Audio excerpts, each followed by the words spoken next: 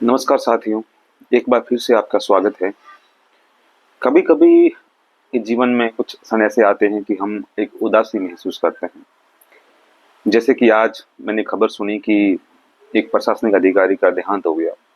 हालांकि इस दुनिया में हजारों लोगों की मृत्यु होती है, प्रतिदिन हजारों लाखों लोगों की। लेकिन कुछ चीजें हमारे सामने सोशल मीडिया पे अचानक से आ जाती है, और वो आने के बाद हम सोचने लगते हैं कि वाकई में ये दुनिया किस रंग किस रूप में सजी हुई है। बहुत सोचने विचारने में, या हम ऐसे कहें कि हम दर्शन में चले जाते हैं और हम जीवन का गुणा भाग करने लगते हैं। आप ये सोचिए कि एक इंसान अपनी जिंदगी का एक जिंदगी का एक बड़ा हिस्सा किसी चीज को प्राप्त करने के लिए झोंक देता है, लगा देता है, और उसके बाद में इस प्रकार की घटना होती है तो एक सामान्य इंसान सोचने के लिए मजबूर जरूर होता है। और फिर हमारे आसपास ऐसी घटनाएं होती है कि हम किसी भी चीज के बारे में सोचने में मजबूर हो जाते हैं। साथियों, आज इस दौर में मुझे कविता याद आती है, कुंवर नारायण की। वो किताब कविता मैं चाहता हूँ कि मैं आपके साथ भी शेयर करूँ। तो वो कविता मैं आपको सुना रहा हूँ, और वो कविता आपने सोशल मीडिया पे भी कई बार सुनी होगी।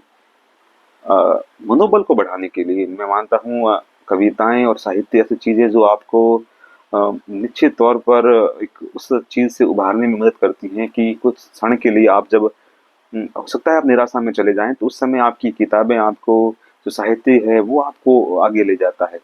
तो मैं आपको कुंवर नारायण की एक किताब है मेरे पास में अपने सामने, और उसके राइटर हैं कुंवर नारायण। मैं भी चाहता हूँ, राइटर मैं पहले बता चुका हूँ वो। इस कविता में बहुत सारी इस किताब में बहुत सारी कविताएं हैं। उस कविताओं में से मैं आपको एक कविता, जो पहली कविता है, वो आपको सुनाता हूँ, और आपने निश्चित तौर पर सोशल मीडिया पे उसको सुना होगा। कविता का शीर्षक है अंतिम ऊंचाई। कितना स्पष्ट होता आगे बढ़ते जाने का मतलब, अगर दसों दिशाएं हमारे सामने होती, हमारे चारों ओर नहीं। कितना आसान होता चलते जाना, यदि केवल हम चलते होते, बाकी सब रुका होता। मैंने अक्सर इस उल जुलूल दुनिया को 10 चेहरों से सोचने और 20 हाथों से पाने की कोशिश में अपने लिए बेहद मुश्किल बना दिया है।